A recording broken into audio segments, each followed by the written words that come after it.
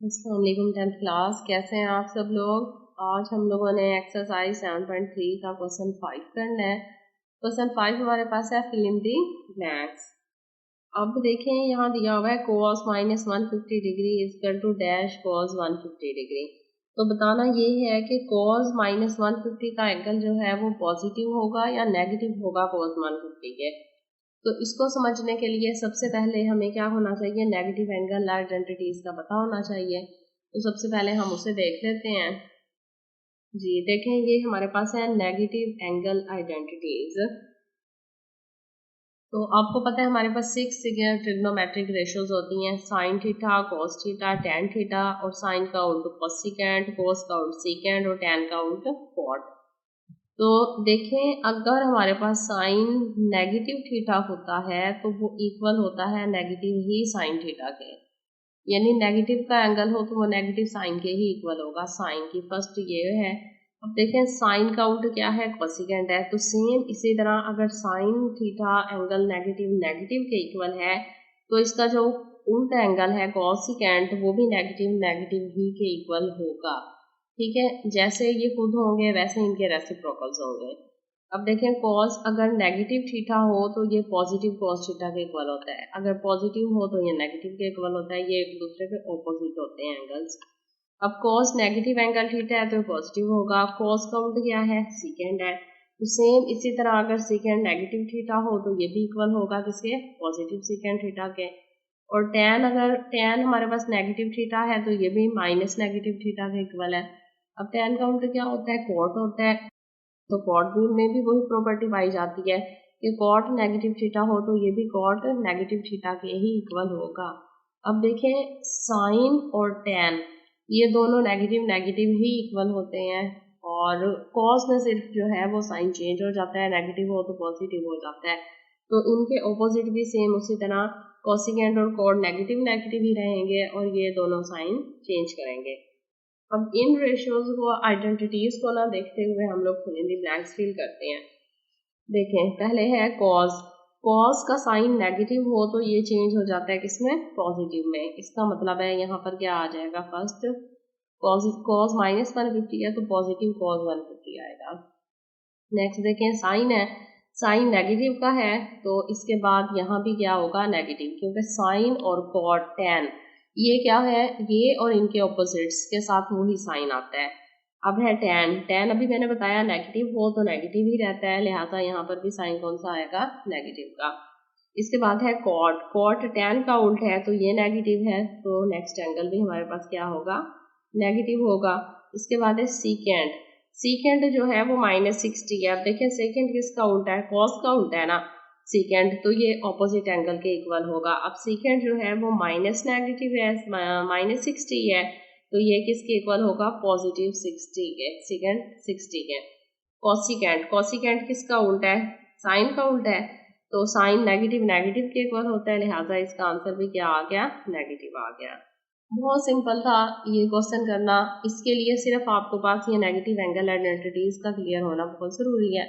इसको देख के आप इजीली जो है वो फिल इन द ब्लैंक्स कर सकते हैं। ऐसे आपको समझ नहीं आनी तो यहाँ से समझना बहुत आसान है। अब नेक्स्ट देखते हैं क्वेश्चन जी। अब देखें क्वेश्चन नंबर 6 है, the given point P lies on the terminal side of theta. अब देखें हमारे पास एक P पॉइंट वाक़या है जो कि एंगल की किस साइड पर वाक़या है, टर्मिनल साइड पर वाक़या है। Find quadrant of theta, theta के क्वाड्रेंट भी फाइंड करने के, किस क्वाड्रेंट में थीटा है, एंड ऑल ट्रिग्नोमेट्रिक रेशियोज, और 6 की 6 ट्रिग्नोमेट्रिक रेशियोज भी ये फाइंड करनी है, साइन कॉस टैन और इनके ऑपोजिट्स। जबकि पॉइंट्स हमारे पास दिए हैं -2 एंड 3। तो सबसे पहले डायग्राम देखें हमारे पास कोई भी एंगल अगर इस तरह का होगा तो ये वाली जो साइड है हमारी ये इनिशियल कहलाती है, इनिशियल साइड, और ये वाली साइड कौन सी कहलाती है, टर्मिनल साइड कहलाती है। तो P पॉइंट वो कह रहा है टर्मिनल पर वाक़या है, P पॉइंट क्या है, टर्मिनल पर वाक़या है थीटा के। ये तो हो गई क्लियर बात कि ये टर्मिनल पर है। इसके बाद हमने ये बताना है कि थीटा किस क्वाड्रेंट में है। उसके बाद हम लोगों ने बाकी ट्रिग्नोमेट्रिक रेशियोज जो है वो फाइंड करनी है। सबसे पहले हमारे पास देखें पॉइंट है -2 और 3, इसमें x -2 है और y क्या है, 3 है। तो सबसे पहले तो हम लोगों ने ये बताना है कि ये किस क्वाड्रेंट में वाक़या है। तो इसके लिए तो हमें ड्रॉ करना पड़ेगा ना क्वाड्रेंट को। तो एक्स और वाई एक्सिस लेंगे। अब देखें ये सेंटर है, ओरिजिन है ओ, ये हमारे पास एक्स एक्स है, तो इस साइड पे हमारा पॉजिटिव होता है, एक साइड पे हमारा एक्स नेगेटिव होता है। सेम यहाँ पर y पॉजिटिव होता है और नीचे की तरफ y नेगेटिव होता है। तो देखें हमारे पास x जो है वो -2 तक है, लिहाजा हम लोग यहाँ पर लिखेंगे +1 +2 +3 और +4, और यहाँ पर -1 -2 -3 -4, और ऊपर +1 +2 +3 +4, और नीचे -1 -2 -3 और -4। अब सबसे पहले हम लोग जो है ये पॉइंट देखते हैं कहाँ पर है, P पॉइंट जो है, उसके बाद बताते हैं ये किस क्वाड्रेंट में वाक़या है। तो x हमारे पास क्या है -2, देखें ये वाला पॉइंट हमारे पास क्या है, x का -2 है। तो इसको हम लोग ऊपर लेके जाएंगे, लेकिन कहाँ तक लेके जाएंगे, y हमारे पास +3 है, ये है हमारे पास 3, तो इसको हम लोग यहाँ तक लेकर आएंगे।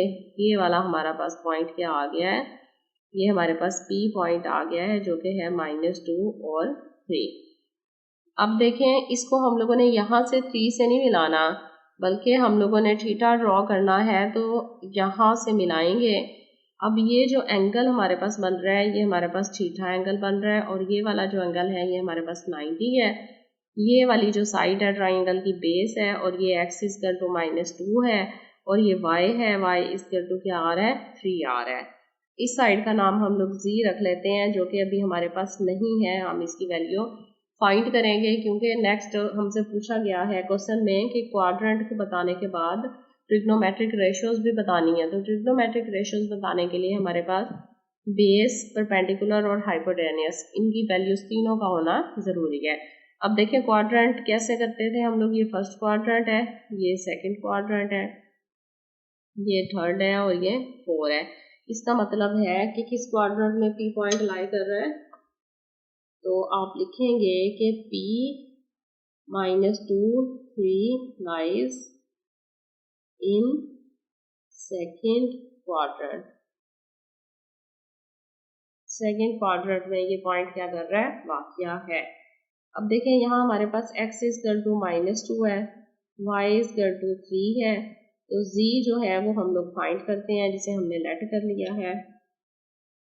तो यहाँ ट्राइंगल जो है वो थोड़ी सी छोटी लग रही है। देखें अगर हम लोग इस तरह की ट्राइंगल बना लें,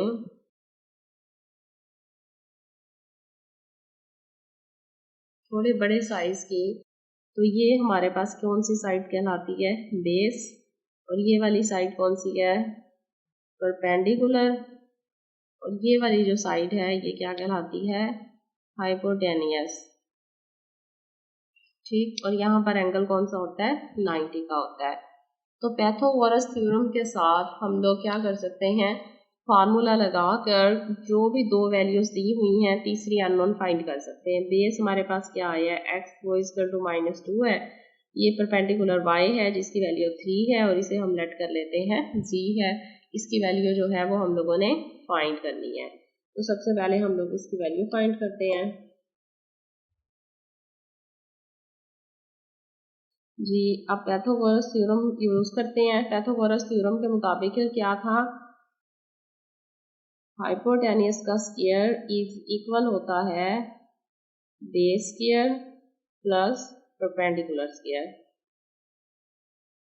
पूरा लिखा गया।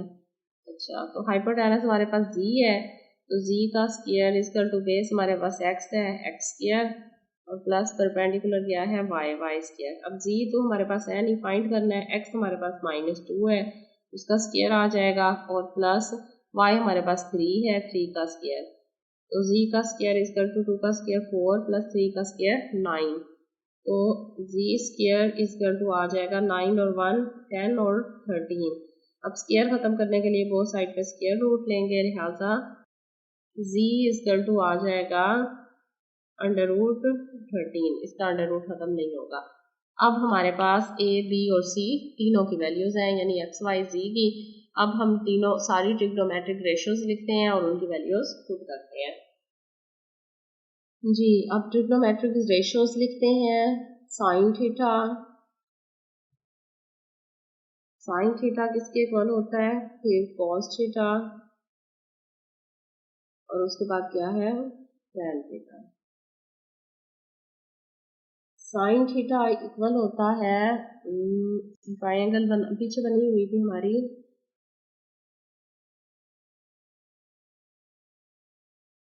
जी, साइन थीटा इक्वल होता है परपेंडिकुलर ओवर हाइपोटेनस, कॉस होता है बेस ओवर हाइपोटेनस और टैन थीटा होता है परपेंडिकुलर ओवर बेस। ये फार्मूले आप लोगों ने याद कर लेने हैं। अब वैल्यूज पुट करते हैं। देखें परपेंडिकुलर में हमारे पास क्या आंसर आ रहा था, यहाँ एक छोटी सी ट्रायंगल बना लेते हैं। ये हमारा बेस था जो कि -2 था, ये परपेंडिकुलर था जो कि 3 था और ये हाइपोटेनस था जो कि √13 आंसर आ रहा है। वैल्यूज पुट कर लें।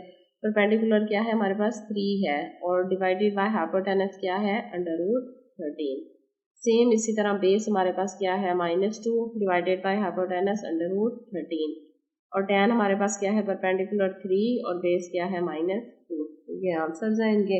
अब इनकी ऑपोजिट रेशियोज लिखनी है। साइन काउंट क्या है, कोसिकेंट थीटा, कोसिकेंट। अब साइन परपेंडिकुलर ओवर हाइपोटेनस है तो वो क्या होगा, हाइपो ओवर परपेंडिकुलर। तो इसका ऑपोजिट आएगा, ये 3 ओवर √13 है तो ये √13 ओवर 3 हो गया।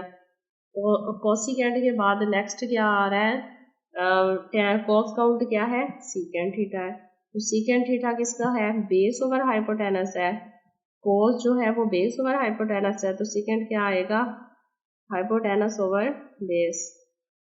तो वो है -2 ओवर √13, तो उल्ट करें तो -13 ओवर -2, √13 ओवर -2 सीकेंट। फिर टैन के बाद क्या आ रहा है, कॉट, कॉट थीटा।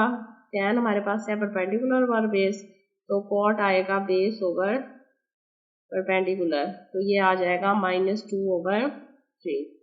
ये सारी ट्रिग्नो 6 की 6 देखें ट्रिग्नोमेट्रिक रेशियोज जो है वो हमारी फाइंड हो गई हैं, 1 2 3 4 5 एंड 6। अब हम लोग इसी तरह सेकंड क्वेश्चन की तरफ आते हैं। जी, अब देखें यहाँ पर जो है x भी -3 आ रहा है, y भी -3 आ रहा है। तो सबसे पहले पूछा जा रहा है जी किस क्वाड्रेंट में वाक़या है। तो अब मैं आपको जनरली और ओरली बता देती हूँ किस क्वाड्रेंट में वाक़या है होंगे।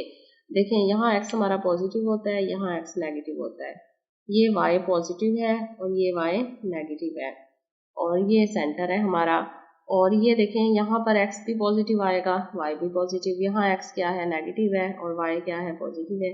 यहाँ पर x भी नेगेटिव है, y भी नेगेटिव है और यहाँ पर x हमारे पास पॉजिटिव है और y क्या है नेगेटिव है। तो ये फर्स्ट क्वाड्रेंट है, ये सेकंड है, ये थर्ड है और ये फोर है। तो अब हमें ड्रॉ करने की ज़रूरत नहीं है, बस फर्स्ट में बना के एक्सप्लेन कर दिया गया है। अब देखें यहाँ पर x भी माइनस है, y भी माइनस है, तो x और y दोनों में माइनस किस क्वाड्रेंट में आ रहे हैं, थर्ड क्वाड्रेंट में आ रहे हैं।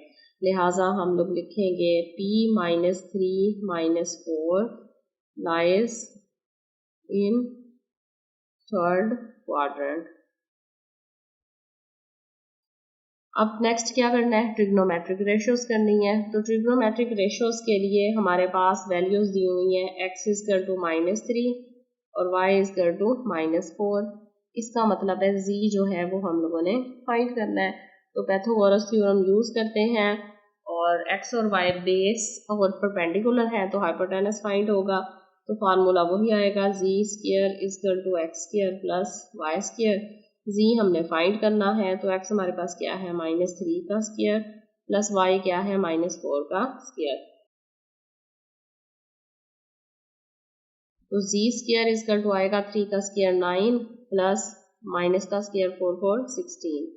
लिहाजा z स्क्वायर इक्वल टू आ रहा है 9 10 15 5 लिया कैरी 25।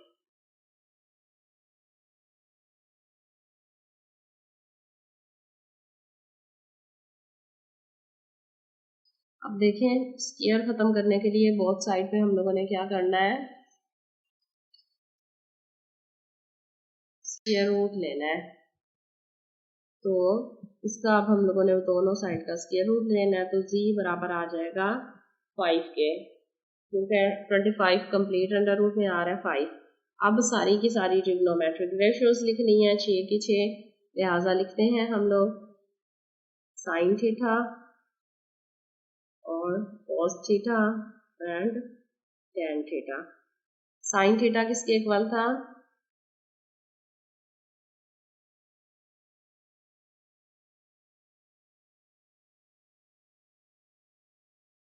जी साइन थीटा इक्वल है परपेंडिकुलर हाइपोटेनस, कॉस है बेस ओवर हाइपोटेनस और टेन थीटा किसके है, परपेंडिकुलर ओवर बेस के।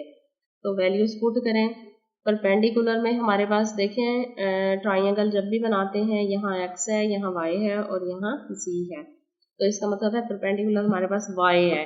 तो y की वैल्यू क्या आ रही है, -4 ओवर हाइपोटेनस की वैल्यू क्या आ रही है, वो z है, उसकी वैल्यू 5 आ रही है। नेक्स्ट बेस है, बेस x है, x की वैल्यू -3 और हाइपोटेनस z है, z की वैल्यू कितनी आई है 5। और परपेंडिकुलर क्या है हमारे पास y -4 है और बेस क्या है हमारे पास x -3, तो ये कटिंग हो गई तो 4/3 आ जाएगा। अब यही रेशियोज ऑपोजिट करके हम लोग आंसर लिख लेते हैं डायरेक्ट। साइन का उल्ट क्या है, कोसिकेंट। तो फार्मूला आप खुद लिख लें, यहाँ जगह कम है। देखें कोसिकेंट क्या हो जाएगा, हाइपोटेनस ओवर परपेंडिकुलर, तो -4/5 उल्ट हो जाएगा 5/-4 के। और कॉस का उल्ट क्या है, सीकेंट थीटा है, तो -3/5 है तो 5/-3। टेन का उल्ट कॉट है, तो कॉट थीटा इक्वल आ जाएगा, माइनस माइनस से कट गया, 4/3 है तो 3/4। ये हमारा आंसर है। क्वाड्रेंट भी बता दिया, अननोन साइड भी फाइंड कर ली और तीनों की 6 की 6 ट्रिग्नोमेट्रिक रेशियोज भी राइट हो गई हैं।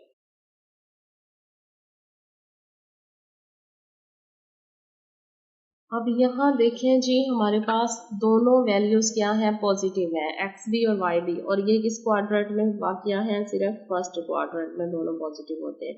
लिहाजा p/√1 lies in first quadrant.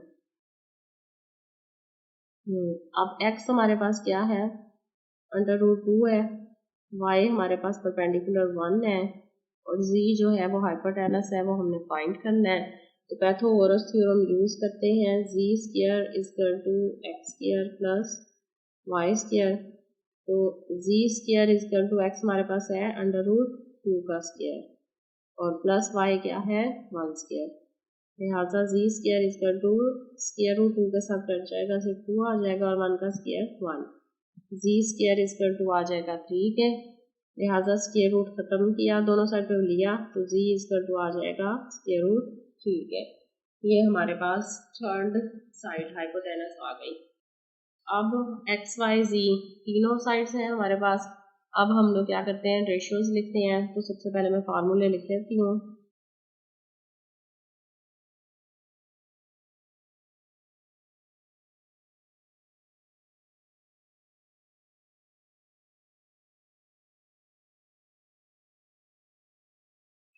देखें साइन थीटा इक्वल है perpendicular hypotenuse cos base over hypotenuse ten perpendicular base.